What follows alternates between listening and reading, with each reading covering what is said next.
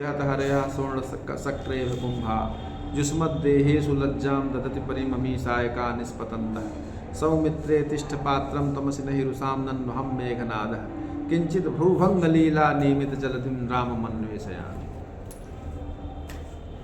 ये हनुमान नाटक के एकादश अंग का पद्य है। ये वीर रस का उदाहरण है। लंका युद्ध के समय इंद्रजीत माने मेघनाद की ये उक्ति है कि क्षुद्रा संतरा समेते विजयत हरया क्षुद्र सक्रे। अरे क्षुद्र बंदरों, जब मेघनाथ लड़ने आया तो बंदर भालू रीछ थे। उसने कहा करे क्षुद्र बंदरों, तुम मुझसे मत डरो, क्योंकि इंद्र के हाथी, इभ माने हाथी होता है। इंद्र क्षुद्र सक्रे भी कुंभा, सक्र माने इंद्र। इंद्र के हाथी का नाम क्या था? ऐरावत। ऐरावत के गंडस्थल का भेदन करने वाले मेरे ये जो बाण हैं, तुम्हारे शरीर में गिरने पर लज्जा का अनुभव करते हैं। ठीक है ना? जुष्मत देहेषु लज्जाम दधति अमी सायका निष्पतंता। सायक माने बाण। तो क्या नाम से ये बाण जो है लज्जा का अनुभव करते हैं, इसलिए तुम मत डरो, तुम्हारे ऊपर इनका प्रहार नहीं होगा। हे लक्ष्मण, तुम भी हट जाओ, तुम मेरे क्रोध के पात्र योग्य नहीं हो। सौमित्रे तिष्ठ पात्रम तमसि नहि रुषां नन्वहं मेघनादः किंचित भ्रूभंग लीला नियमित जलधिं राममन्वेषयामि।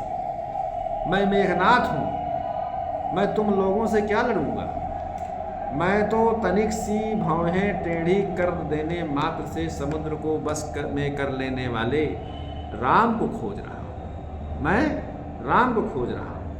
यहाँ राम आलम्बन विभाव है, उनके द्वारा समुद्र मंथन जो है उद्दीपन विभाव है।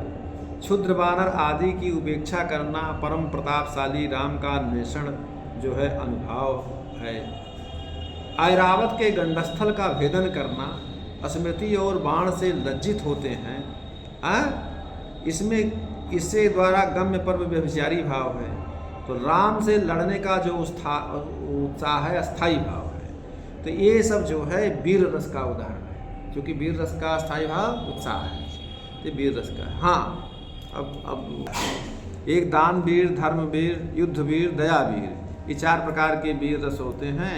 चूँकि तो अब कहने का मतलब जैसे उसमें दान वीर जैसे बलि है, राजा बलि, दया वीर जीमूत वाहन है, धर्म वीर युधिष्ठिर है। समझ रहे हो नहीं?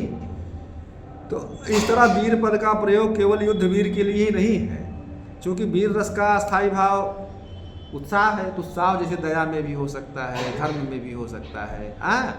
तो इस तरह से वीर रस के भी चार है। चलो, भयानक रस का वो है।